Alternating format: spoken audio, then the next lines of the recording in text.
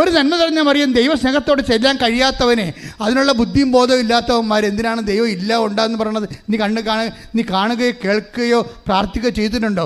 നിങ്ങൾക്ക് അനുഭവജ്ഞാനമില്ലാത്ത വിഷയത്തെക്കുറിച്ച് നിങ്ങൾ എന്തിനാണ് ഒരു ബോധമില്ലാത്ത ആൾക്കാരോട് സംസാരിക്കണത്? അതെല്ലാം ഇഡിയറ്റുകളാണ്. എന്താ കാര്യം?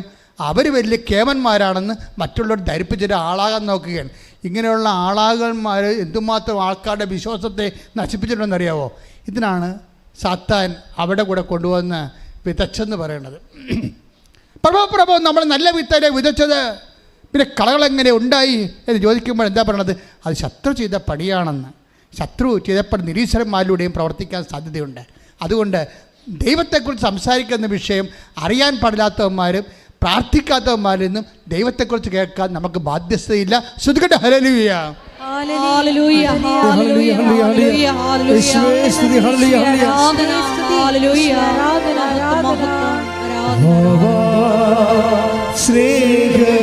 സ്നേഹരാജാവേ എന്നെന്നും എന്നുള്ളിൽ വാഴാ സ്നേഹത്തിൻ പൂനിലാവേ എന്നുള്ളിൽ പരിശുദ്ധ പരമ ദിവ്യകാരുണ്യത്തിന് എന്നേരും ആരാധനയും സ്തുതിയും പുകഴ്ചയും ഉണ്ടായിരിക്കട്ടെ. പരിശുദ്ധ പരമ ദിവ്യകാരുണ്യത്തിന് എന്നേരും ആരാധനയും സ്തുതിയും പുകഴ്ചയും ഉണ്ടായിരിക്കട്ടെ.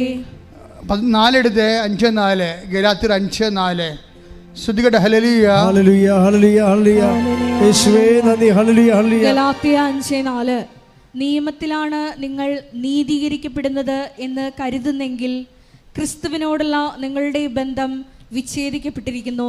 കൃപാവരത്തിൽ നിന്ന് നിങ്ങൾ വീണു പോവുകയും ചെയ്തിരിക്കുന്നു. കൃപാവരത്തിൽ നിന്ന് വീണു പോകാനുള്ള സാധ്യതയുണ്ട്. നമ്മൾ ഉടമ്പടിയിൽ ഒരു കൃപാവരമാണ് ഇതിലാണ് നിങ്ങൾ ജീവിക്കുന്നത്. ഇത് നിങ്ങളിങ്ങനെ നിയമം അനുസരിച്ച് ഇവിടുത്തെ ഉടമ്പടി നിബന്ധനകളും നിയമങ്ങളും കൃത്യമായിട്ട് കർക്കശമായിട്ട് പാലിക്കുന്നതിലാണ് ഉടമ്പടി ഇരിക്കണമെന്ന് വെച്ചാൽ നിങ്ങൾ കൃപാവരത്തിൽ നിന്ന് വീണു പോകും. മറിച്ച് ക്രിസ്തുവിനുള്ള നിങ്ങളുടെ വ്യക്തിപരമായ സ്നേഹത്തിൽ നിന്നാണ്. നിയമങ്ങളില്ലെങ്കിലും ക്രിസ്തുവുമായി നിങ്ങൾക്കുള്ള നിരന്തരമായ വ്യക്തിപരമായ സ്നേഹത്തിലാണ് ഉടമ്പടിയുടെ ലക്ഷ്യവും ഉടമ്പടി നിലനിൽക്കുന്നത്. ചില ആൾക്കാർ നിബന്ധനകളെയൊക്കെ പാലിക്കുന്ന പേടിച്ചാണ്. ചില അക്രൈസ്തവരൊക്കെ ചെന്ന് ഓഫീസിൽ ചോദിക്കും, അയ്യോ ഞങ്ങളെ ഇന്നലെ തിരികെട്ടുപോയി, ഒരു ദിവസം പ്രാർത്ഥിച്ചാലോ വല്ല കുഴപ്പമുണ്ടാവുക. അതിൻ്റെ അർത്ഥം എന്താണ്? നിബന്ധനകൾ നിങ്ങൾ പേടിക്കുന്നു എന്നതിൻ്റെ അർത്ഥം. അതിൻ്റെ മറുപടിയാണ് ഇപ്പോൾ ഈശോ പറഞ്ഞിരിക്കണത്. ഒന്ന് വായിച്ചേ, ശ്രുതികട്ടെ ഹല്ലേലൂയ. നിയമത്തിലാണ് നിങ്ങൾ നീതീകരിക്കപ്പെടുന്നത് എന്ന് കരുതുന്നെങ്കിൽ, നിയമത്തിലാണ്, നിബന്ധനകളിലാണ്, നിബന്ധനകൾ നിയമപൂർവ്വം പാലിക്കുന്നതിലാണ് നിങ്ങൾ നീതീകരിക്കപ്പെടുന്നു എന്ന് കരുതുന്നെങ്കിൽ ക്രിസ്തുവിനോടുള്ള നിങ്ങളുടെ ബന്ധം വിച്ഛേദിക്കപ്പെട്ടിരിക്കുന്നു. Praise the lord. ഡ്രാസ്റ്റിക്. അതായത് ക്രിസ്തുവിനോടുള്ള നിങ്ങളുടെ ബന്ധം വിച്ഛേദിക്കപ്പെടും. അപ്പം നിങ്ങൾ നിയമത്തിൻ്റെ നൂലാമാലകൾ കടിച്ചു തൂങ്ങിയിട്ട് അത് പാലിക്കുന്നതിലാണ് നിങ്ങൾ ലക്ഷ്യം വെക്കണമെന്നുണ്ടെങ്കിൽ ഓട്ടോമാറ്റിക്കായിട്ട് ക്രിസ്തുവിനോടുള്ള ബന്ധം നിങ്ങൾ വിച്ഛേദിക്കപ്പെട്ടിരിക്കുന്നു. വായിച്ചോളൂ. കൃപാവരത്തിൽ നിന്ന് നിങ്ങൾ വീണു പോവുകയും ചെയ്തിരിക്കുന്നു. കൃപാവരത്തിൽ നിങ്ങൾ വീണു പോവുകയും ചെയ്തിരിക്കുന്നു. എൻ്റെ മക്കളെ, അപ്പോൾ എന്താ വിഷയം? ക്രിസ്തുവിനോടുള്ള സ്നേഹത്തിലാണ് നിങ്ങളിതെല്ലാം ചെയ്യേണ്ടത്. മനസ്സിലായില്ലേ? അപ്പോൾ ഇനി ഇൻ കേസ് തീർന്നു പോയാലും ഉപ്പ് തീർന്നു പോയാലും എന്താണ് ഉപ്പ് തീരാത്തത്? എന്താണ്? കർത്താവിനോടുള്ള സ്നേഹവും. ആ സ്നേഹമുള്ളവൻ സ്നേഹത്തിൽ ജീവിക്കും, സ്നേഹത്തിൻ്റെ സുവിശേഷത്തിന് സാക്ഷിയാകും. ഉടമ്പടി തന്നെയാണ് നിലനിൽക്കുന്നത്. ശ്രദ്ധിക്കട്ടെ.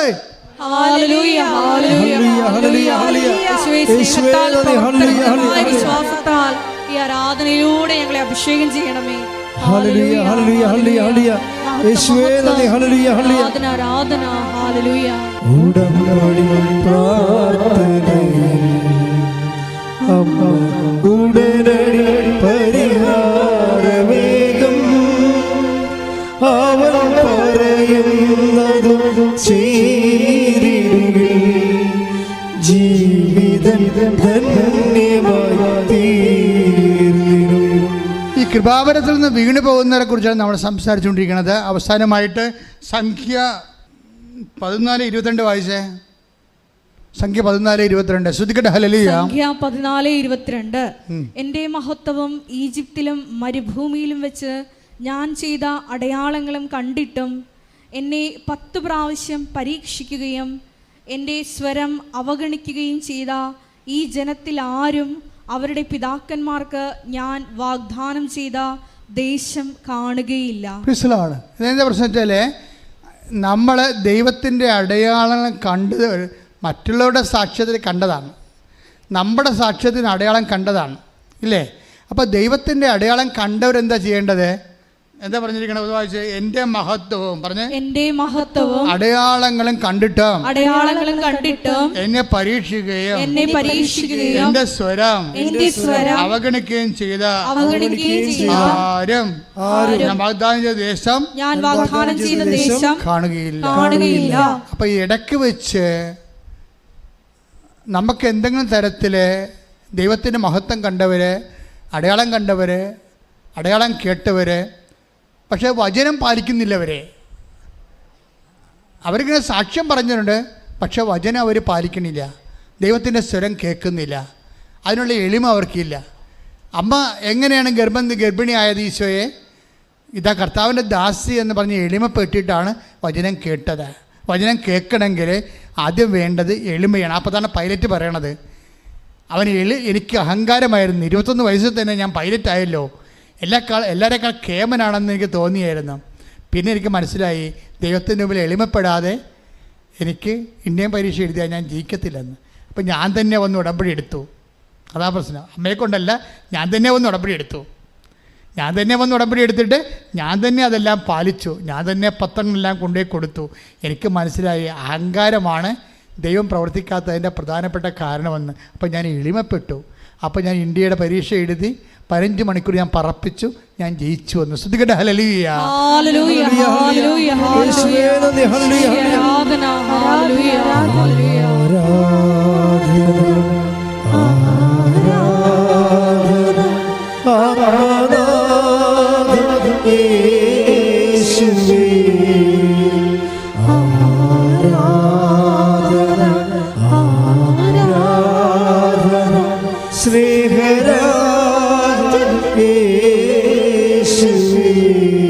ഇപ്പം നിങ്ങൾക്ക് മനസ്സിലായല്ലേ, ദൈവത്തിൻ്റെ വചനങ്ങൾ പാലിക്കണമെങ്കിൽ നമുക്ക് എന്താ വേണ്ടത്?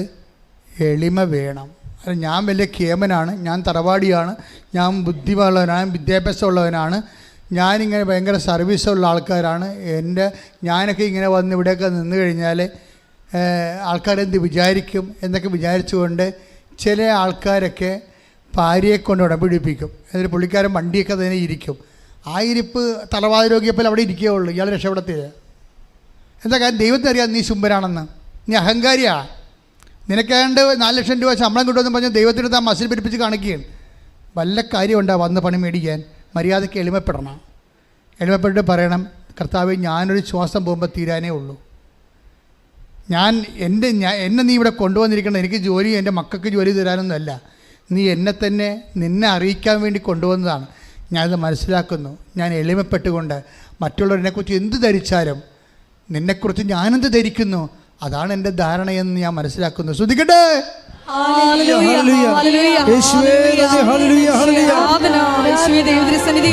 ഞങ്ങളെ തന്നെ എളിമപ്പെടുത്തി പ്രാർത്ഥിക്കുവാൻ ഞങ്ങളെ അഭിഷേകം ചെയ്യണം.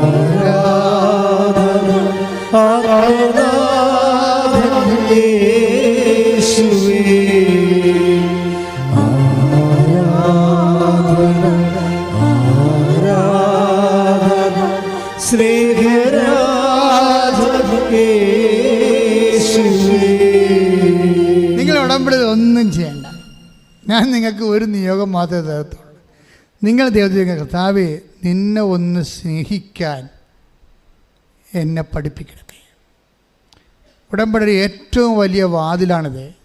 വെച്ചാൽ ദൈവത്തിന് ഒന്ന് കറകളഞ്ഞ് വേറെ ഉദ്ദേശമൊന്നും ഇല്ലാതെ ദൈവം തന്നെ ഏറ്റവും വലിയ ഉദ്ദേശമായിക്കൊണ്ട് ദൈവത്തെ സ്നേഹിച്ച് ജീവിക്കാൻ, ഓരോ വിഷയവും ജീവിതത്തിൽ വരുമ്പോൾ ദൈവത്തിൻ്റെ സ്നേഹത്തെ അതെങ്ങനെ വർദ്ധിപ്പിക്കുമെന്ന് നോക്കിക്കൊണ്ട് ആ വിഷയത്തെ സമീപിക്കാൻ പ്രത്യേക അഭിഷേകം, കലേബിൻ്റെ അഭിഷേകത്താൽ എന്നെ അഭിഷേകം ചെയ്യണമെന്ന് ശ്രദ്ധിക്കട്ടെ. ഹല്ലേലൂയ.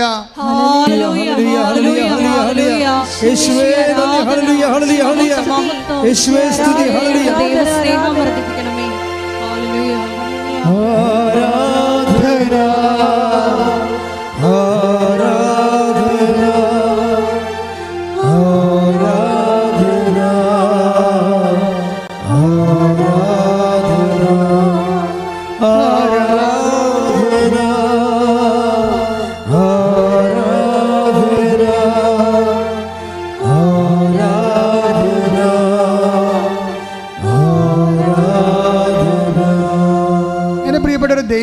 സ്നേഹമാണ്, നിങ്ങളോടുള്ള അഡ്വാൻസ്ഡ് ലവ് ആണ് നിങ്ങളെ ഇവിടെ കൊണ്ടുവന്നിരിക്കുന്നത്. നിങ്ങൾ എന്താ തിരിച്ചറിയേണ്ടതെന്ന് അറിയണോ?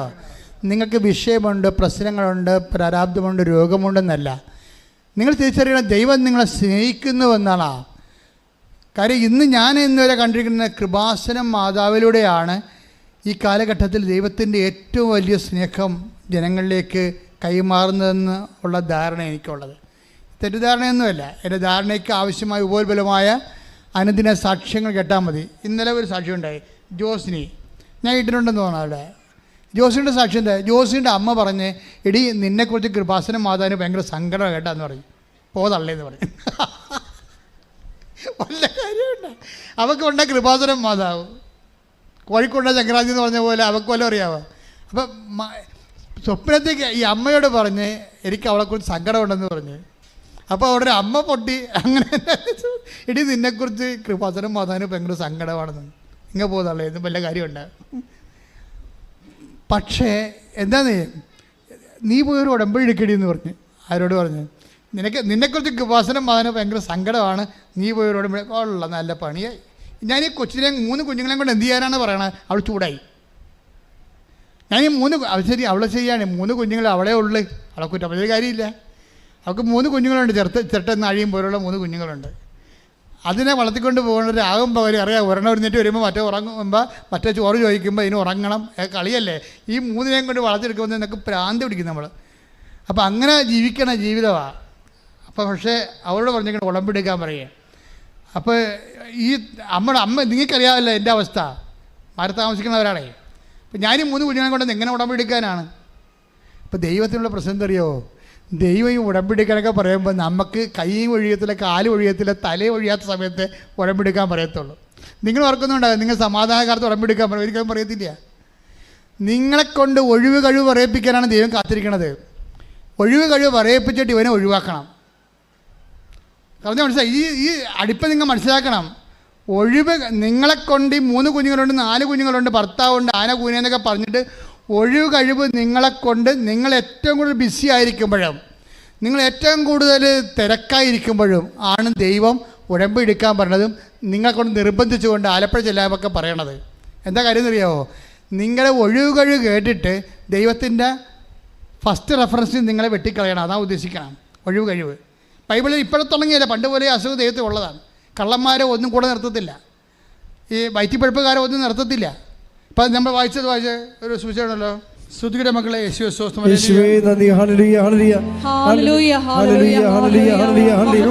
ലൂക്ക 14:18 വായിച്ചേ.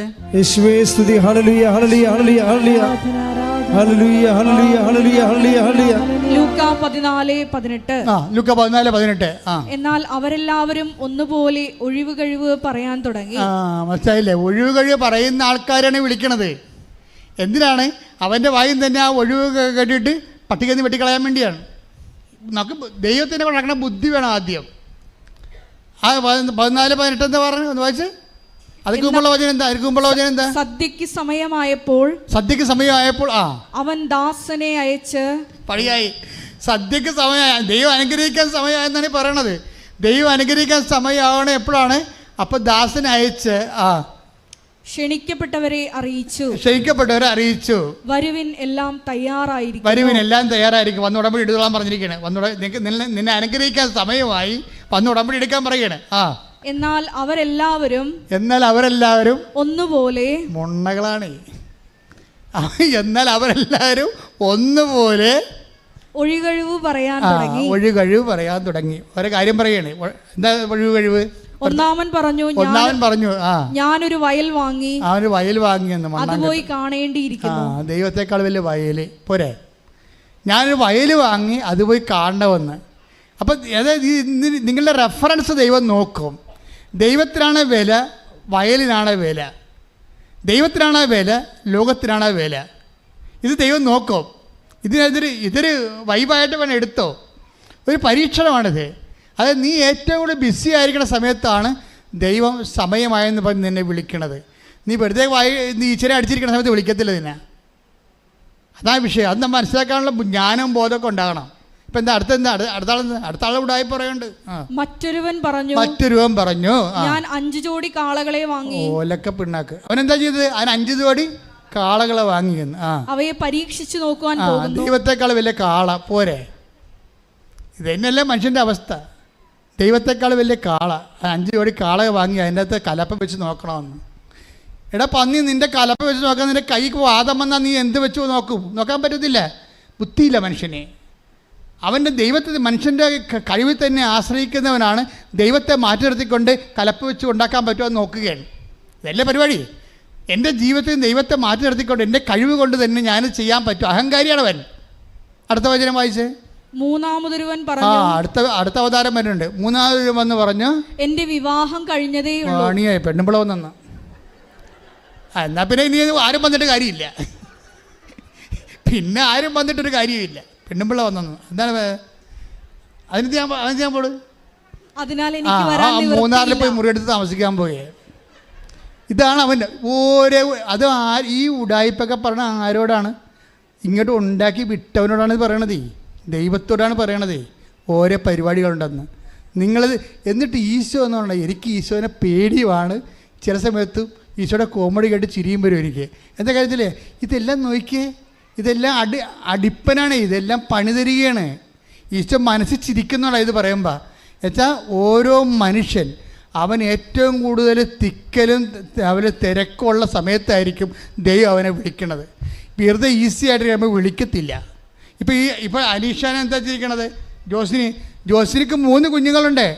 ആ സമയത്ത് തന്നെ അമ്മയോട് പറഞ്ഞു, കൃപാസനം മാതാവിന് ഭയങ്കര സങ്കടമാണ്, സ്വപ്നത്തിൽ ഞാൻ കണ്ടായിരുന്നു, നിന്നെക്കുറിച്ച് സങ്കടമാണ്, നീ ചെല്ലാൻ പറഞ്ഞിട്ടുണ്ടെന്ന് പറഞ്ഞു. ഞാൻ പോകുന്നില്ല, നിങ്ങൾക്ക് തള്ള വേറെ പണിയുണ്ടാ, എനിക്ക് 3 കുഞ്ഞുങ്ങളോട് കാണാൻ പറ്റില്ല, നിങ്ങൾക്ക് കാണാൻ പറ്റില്ല, ഈ മാതാവിനെ അറിയാൻ പറ്റില്ല, പോട്ടെ നിങ്ങൾക്കറിയാമല്ല. അതാണ് അവളുടെ നിലപാട്. അപ്പം പിന്നീട് മാതാവ് ഇവളോട് പറയും, അതാണ് എനിക്ക് എൻ്റെ ഉൾക്കാഴ്ചയിൽ അമ്മ തെളിഞ്ഞു വന്നതാണ് പിന്നെ അവൾ പറയണത്. പിറ്റേ ദിവസം ഞാൻ പോകുന്നതെന്ന് കണ്ടപ്പോൾ അമ്മ സ്വപ്നത്തിൽ എൻ്റെ അടുത്ത് വന്നതും പറഞ്ഞ്, ഹസ്ബൻഡിന് എന്താ കുഴപ്പമുണ്ട്, നീ വന്ന് ഉറമ്പെടുക്കാൻ പറഞ്ഞ്. ആ പറഞ്ഞ് അമ്മയോട് പറഞ്ഞ് എന്നോടൊന്നും പറഞ്ഞിട്ടില്ലെന്ന് പറഞ്ഞു. എന്നോടൊന്നും പറഞ്ഞിട്ടില്ല. അപ്പോൾ ഇവക്ക് തോന്നി, ഞാൻ ചിലപ്പോൾ തോന്നിയായിരിക്കും കാര്യം എന്നോട് പറഞ്ഞിട്ടില്ല. ഈ കൂടെ കിടക്കുന്നവർക്കല്ലേ രാപ്പനെ അറിയാൻ പറ്റില്ല, മാതാവിനെങ്ങനെ അറിയാൻ പറ്റുമെന്നാണ് ഇവൾ ചോദിക്കുന്നത്. ഇതാണ് ഇവളുടെ ചോദ്യം. എന്തൊരു പൊട്ടിയാണ്. പക്ഷെ അതിനുശേഷം ഇവൾ പിന്നെയും മാതാവ് 2ാമത്തെ പ്രാവശ്യം പറഞ്ഞ്, നീ വന്ന് ഉടമ്പടിയിട്, ഹസ്ബൻഡ് എന്തോ കുഴപ്പമുണ്ടെന്ന് പറഞ്ഞു. ഉടനെ ഇവൾ ഹസ്ബൻഡിനെ വിളിച്ച്, എടോ തനിക്ക് വല്ല കുഴപ്പമുണ്ടോ? ഇല്ല. അല്ല അങ്ങനെയല്ല, ഉടമ്പടി എടുക്കാൻ വേണ്ടിയാണ്. അപ്പോൾ പറഞ്ഞു, ഞാൻ നിന്നോടത് പറയാനിരിക്കുകയായിരുന്നു, നമുക്ക് നാളെ പോകാം. അയാൾക്ക് കുഴപ്പങ്ങളുണ്ട്. ഇവളോട് എന്ത് പറയാനാണെന്ന് വിചാരിച്ചിട്ട് പറയാം. 2-3 കുഞ്ഞുങ്ങളെ വളർത്തിക്കൊണ്ടിരിക്കുകയല്ലേ, രാത്രിയും പകലും അവനും ഉറക്കമില്ല ഈ പെണ്ണിനെ. അപ്പോൾ അതിനെക്കുറിച്ച് ഈ വീട്ടിലെ കുഴപ്പം കൂടി എങ്ങനെ അവളോട് പറയണം? അതിൽ നല്ല ഹസ്ബൻഡാ, അത് പറഞ്ഞിട്ടില്ല. അപ്പോൾ പറയാതെ ഇങ്ങനെ ചെയ്യുമ്പോൾ 2 പേരും ഒന്ന് ഉടമ്പെടുത്തപ്പോൾ അവനോട് പറയും നമുക്ക് ഒരു പ്രാവശ്യം ഉടമ്പെടുത്താൽ മതിയേ, 90 ദിവസം, അച്ഛനൊന്നും കാണേണ്ട ആവശ്യമില്ല. ഇവർ 2 കൂടി ഇവിടുന്ന് സംസാരിച്ച് ധാരണ എത്തി. അപ്പം മാതാവ് രാത്രി പറഞ്ഞ്, അച്ഛനെ പോയി കാണടി എന്ന് പറഞ്ഞു. ഞാനിങ്ങനെ എന്നോട് ചില ആൾക്കാർ പറയും, നിങ്ങളിത് സെൽഫ് മാർക്കറ്റിംഗ് നടത്തുകയാണെന്ന്. സെൽഫ് മാർക്കറ്റിംഗ് നടത്തുന്ന കക്ഷി ഇവിടെ ഇരിപ്പുണ്ട്, ഞാനല്ല. ഇവർ പറഞ്ഞ കാര്യമാണ് ഞാൻ പറഞ്ഞത്, ഞാൻ പറഞ്ഞ കാര്യമല്ലേ പറയണത്. പക്ഷേ എന്താ സംഭവം എന്ന് വെച്ച് കഴിഞ്ഞാൽ, ഇയാൾ ഗൾഫിൽ നിന്ന് വന്ന് നിൽക്കുകയാണ്. ഗൾഫിൽ കോവിഡായിട്ട് പോന്നിട്ട് പിന്നെ ജോലിയില്ല. ഇയാളൊരു കമ്പനി, ഒരു ഹോട്ടൽ, റെസ്റ്റോറൻറ്റിൽ കാശ് മുടക്കി ആ കാശ് മൊത്തം പോയി. പിന്നെ വേണ്ടടുത്ത് പോയി വേറെ റെസ്റ്റോറൻറ്റ് എടുത്ത് 4 പേരുമായിട്ട് ആ കാശ് മൊത്തം പോയി. ഇപ്പം കടക്കാർ വളഞ്ഞ് തെണ്ടിത്തിരിഞ്ഞ് കിഡ്നി വരെ പണയം വെക്കാൻ നിൽക്കുകയാണ്. ഈ മനുഷ്യൻ കടിച്ചിറക്കി ജീവിക്കുകയാണ്. ഇവിടെ വന്നു കഴിഞ്ഞപ്പോൾ തന്നെ ഞാനോട് പറഞ്ഞത് കുഴപ്പമൊന്നുമില്ല, അമ്മ നിന്റെ കാര്യം സെറ്റാക്കുന്നുണ്ടെന്ന് പറഞ്ഞു. ഞാൻ പറഞ്ഞു വിട്ടാരാ. ഒരാഴ്ചക്കുള്ളിൽ തന്നെ അവന് ജോലി കിട്ടി വേറെ പോയി. അവന് ഒരു ജോലി കിട്ടി അവൻ വേറെ പോയി. അവനിപ്പം നല്ല ശമ്പളമായി, അവൻ്റെ കടങ്ങളൊക്കെ പരിഹരിച്ച്, അവൻ്റെ സങ്കടങ്ങളെല്ലാം പരിഹരിച്ച് അവർ സാക്ഷ്യവും പറഞ്ഞു. നോക്കിയേ, ഒരു വിഷയം കണ്ട, ഒരമ്മയോട് സ്വപ്നത്തിൽ മാതാവ് വന്ന് പറഞ്ഞു, നിൻ്റെ ഹസ്ബൻഡിന് എന്തോ നിൻ്റെ മകളോട് ഇന്ന് പറയണം ഉടമ്പെടുക്കാൻ. ഇതാണ് ദൈവസ്നേഹം എന്ന് പറയണത്. ഞാൻ നിങ്ങളോട് പറഞ്ഞല്ല, ഈ കാലത്ത് ദൈവത്തിൻ്റെ സ്നേഹം മുഴുവനും കൃപാസനം മാതാവിലൂടെയാണ് വന്നതെന്ന് പറഞ്ഞപ്പോൾ നിങ്ങളോർത്ത് ചുമ്മാ അച്ഛൻ കൃപാസനം മാതാവിനെ ചുമ്മാ പ്രൊമോട്ട് ചെയ്യാൻ വേണ്ടി പറഞ്ഞല്ല. ഇത് മനുഷ്യൻ്റെ അനുഭവമാണ്. ഇപ്പോഴത്തെ ഞാൻ അച്ഛനായിട്ട് 38 വർഷമായി നിങ്ങൾ പറഞ്ഞില്ലേ, ഞാൻ എന്തുമാത്രം ധ്യാനങ്ങളൊക്കെ നടത്തിയിരിക്കുന്നു, എന്തുമാത്രം പ്രാർത്ഥനാ രൂപങ്ങൾ ആൾക്കാരെ കണ്ടിരിക്കുന്നു.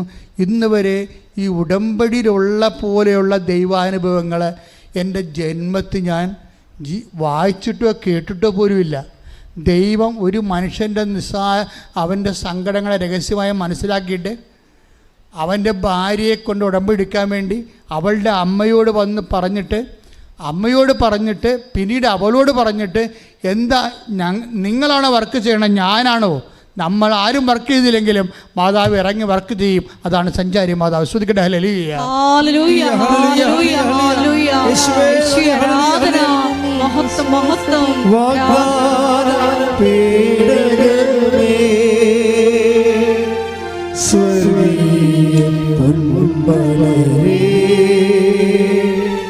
കൃപാസനത്തിൻ്റെ അമ്മേ, പ്രസാദവരമാതാവേ.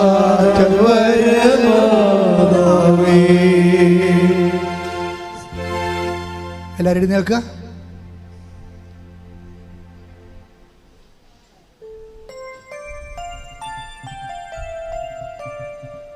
മക്കളെ, സന്തോഷത്തോടെ ഇരിക്കുക. ഈ ലോകത്ത് ദൈവസ്നേഹത്തിൻ്റെ ഏറ്റവും വലിയ തണലിലാണ് നിങ്ങൾ നിർത്തപ്പെട്ടിരിക്കുന്നത്, വിളിക്കപ്പെട്ടിരിക്കുന്നത്, ആകർഷിക്കപ്പെട്ടിരിക്കുന്നത്.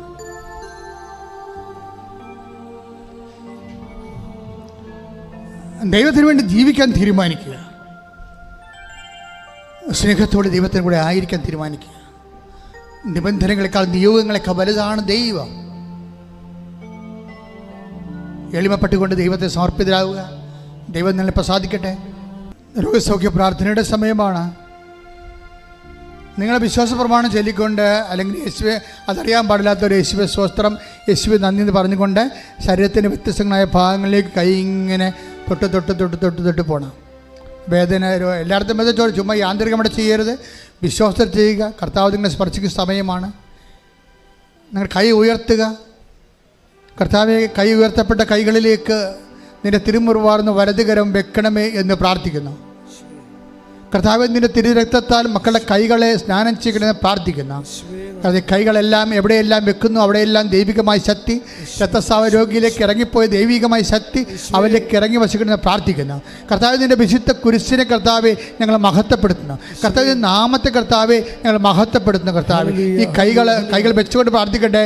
ഓരോ ഇടങ്ങളിൽ വെക്കട്ടെ, ഓരോ ഇടങ്ങൾ വെച്ചുകൊണ്ട് സ്തുതിക്കട്ടെ, ഓരോ ഇടങ്ങൾ വെച്ചുകൊണ്ട് സ്തുതിക്കട്ടെ. കർത്താവിൻ്റെ നാമത്തിൽ പ്രാർത്ഥിക്കുന്നു.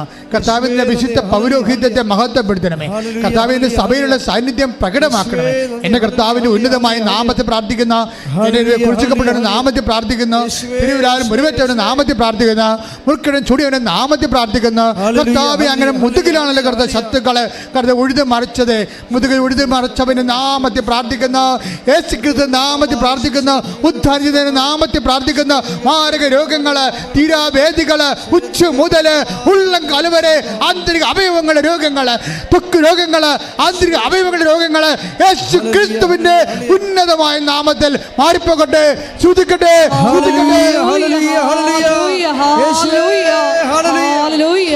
എല്ലാ രോഗങ്ങളും യേശുനാമത്തിൽ സുഖപ്പെട്ടുകൊണ്ട്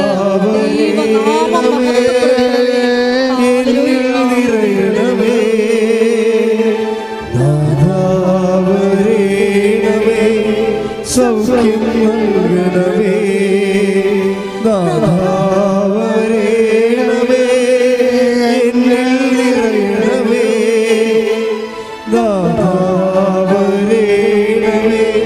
സൗഖ്യം നൽകണമേ.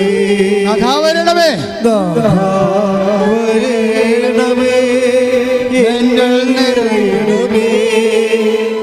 ദാവരണമേ, സൗഖ്യം നൽകണമേ. പരിശുദ്ധ പരമ ദിവ്യകാരുണ്യത്തിന് എൻ്റെ മക്കളെ, നിങ്ങൾ വിശ്വാസത്തോടെ സ്തുതിച്ചാൽ മതി. ബാക്കി ഈശോ നിർവഹിക്കും. പരിനിർത്ത് ഉള്ളുകൾ പോയ കർത്താവിൻ്റെ അനുഗ്രഹം നിന്റെ ശരീരത്തിലേക്ക് വീഴാൻ പോകുന്ന സമയമാണ്. കർത്താവിൻ്റെ വിശുദ്ധമായ രക്തത്താൽ നീ കുളിപ്പിക്കപ്പെടാൻ പോകുന്ന സമയമാണ്. കർത്താവ് മരുന്നു ലേപനം അല്ല, അങ്ങനെ ഭക്ഷണമാണ്. അങ്ങനെ മക്കളെ സുഖപ്പെടുന്നു. വചനത്തിൻ്റെ കറുത്ത ശക്തിയാൽ യേശുക്രിസ്തു ഉന്നതമായ നാമത്തിൽ കർത്താവ് പ്രാർത്ഥിക്കുന്ന കർത്താവെ നീ സ്പർശിക്കണം. അടിപ്പിണർ പോലെ വൈദാക്കാലം പോലെ ദൈവികമായ ശക്തി ഉച്ചമുതൽ ഉള്ളംകാലം വരെ ഓൺലൈനിൽ പ്രാർത്ഥിക്കുന്നവരെ, തീർത്ഥാടനത്തിൽ പ്രാർത്ഥിക്കുന്നവർ, കർത്താവ് പിൻകടത്തിലെ രോഗങ്ങൾ, സ്പോണ്ടിലോസിസ് രോഗങ്ങൾ, കർത്താവ് അതുപോലെ തന്നെ തൈറോയിഡ് രോഗങ്ങൾ, ടോൺസിൽ രോഗങ്ങൾ, ത്വക്ക് രോഗങ്ങൾ, കർത്താവ് വെള്ളപ്പാണ്ട് രോഗങ്ങൾ, ഉദര രോഗങ്ങൾ, കിഡ്നി രോഗങ്ങൾ, കരട് രോഗങ്ങൾ, ഹൃദയ രോഗങ്ങൾ, ശ്വാസകോശ രോഗങ്ങൾ, വാത രോഗങ്ങൾ, പിസ്തുല രോഗങ്ങൾ, പീസോഡ് രോഗങ്ങൾ, രക്തസ്രാവ രോഗങ്ങൾ, അരസിസ് രോഗങ്ങൾ യേശു ക്രിസ്തുവിന്റെ ഉന്നതമായ നാമത്തിൽ മാറിപ്പോകട്ടെ. ശ്രദ്ധിക്കട്ടെ. ഹല്ലേലൂയ, ഹല്ലേലൂയ, ഹല്ലേലൂയ. എല്ലാ രോഗങ്ങളും സുഖപ്പെട്ടുകൊണ്ട് യേശു നാമം മഹത്വപ്പെടുത്തുവാൻ എല്ലാവരുടെ കരുണയാകണമേ. ഹല്ലേലൂയ.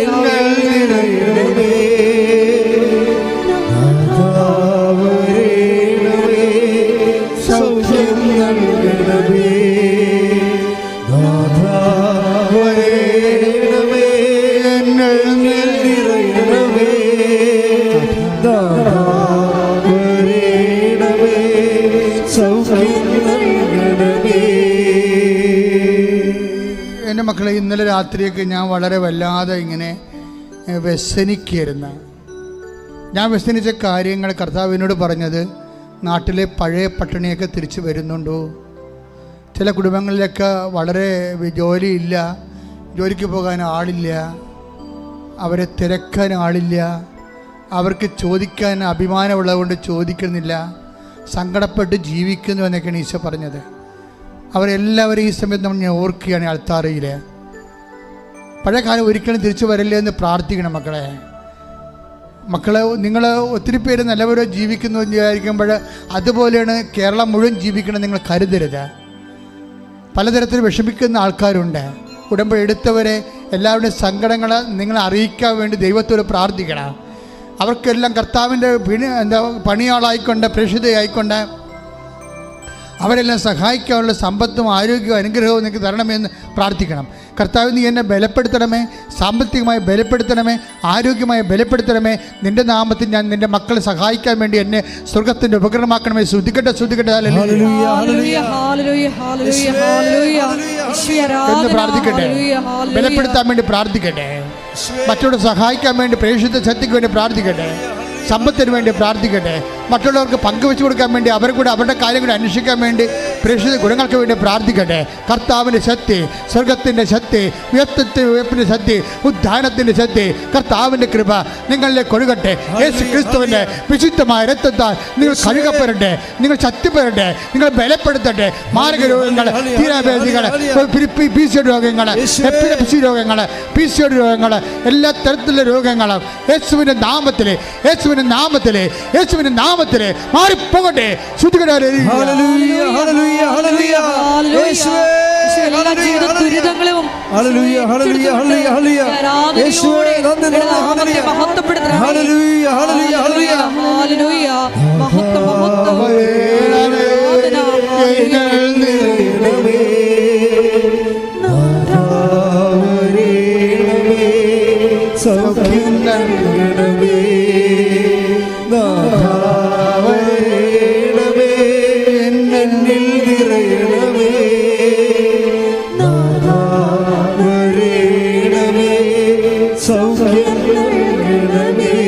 പരിശുദ്ധ പരമദിവ്യകാരുണ്യത്തിന്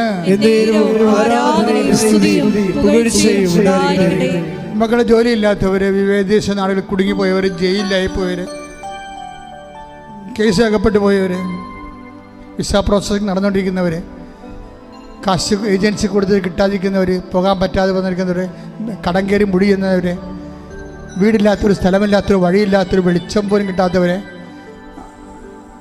വിവാഹത്തിൽ പിരിയാൻ പോകുന്നവർ, വിവാഹം ഒത്തുവരാത്തവർ, മക്കളില്ലാത്തവർ, കോടതി കേസ് കിടക്കുന്നവർ, ഒരു രാജ്യത്ത് നിന്ന് മറ്റു രാജ്യത്തിലേക്ക് പോകാതെ ഇരിക്കാൻ വിവാഹമില്ലാതെ പോകാൻ വേണ്ടി ആഗ്രഹിക്കുന്നവർ, വിദേശ രാജ്യങ്ങളിൽ തന്നെ വളരെ സംഘർഷങ്ങളോടുകൂടെ സാമ്പത്തിക തകർച്ചയോടുകൂടി ജോലിയില്ലാതെയൊക്കെ ജീവിക്കുന്നവരെ, വിഷമിച്ച് ജീവിക്കുന്നവരെ, നാട്ടിൽ അവരുടെ വീട്ടുകാർ അതിനേക്കാൾ വരെ വേദനയിലേക്ക് താഴിയുന്നവരെ എല്ലാം സമർപ്പിച്ചുകൊണ്ട് പ്രാർത്ഥിക്കട്ടെ. വിദ്യാഭ്യാസത്തിൻ്റെ മേഖലയെ സംബന്ധിച്ച് പ്രാർത്ഥിക്കട്ടെ, തൊഴിൽ മേഖലയെ സംബന്ധിച്ച് പ്രാർത്ഥിക്കട്ടെ, തൊഴിൽ അകറ്റുപോയവർ പ്രാർത്ഥിക്കട്ടെ, തൊഴിൽ മരവിച്ചു പോയവർ പ്രാർത്ഥിക്കട്ടെ, തൊഴിലില്ലാത്ത സമയത്ത് പ്രാർത്ഥിക്കട്ടെ. ശ്രുതിക്കട്ടെ, ശ്രുതിക്കട്ടെ. ഹല്ലേലൂയ, ഹല്ലേലൂയ, ഹല്ലേലൂയ, ഹല്ലേലൂയ. എൻ്റെ കർത്താവിൻ്റെ ഉന്നതമായ നാമത്തിൽ സഭയുടെ അധികാരത്തെക്കുറിച്ചിൻ്റെ അടയാളത്തിൽ ദൈവശക്തിയാൽ മാർഗ തടസ്സങ്ങൾ, ജീവിത ദുരിതങ്ങൾ ദൈവത്തിൻ്റെ നാമത്തിൽ മാറിപ്പോകട്ടെ. ശ്രുതിക്കട്ടെ. ഹല്ലേലൂയ.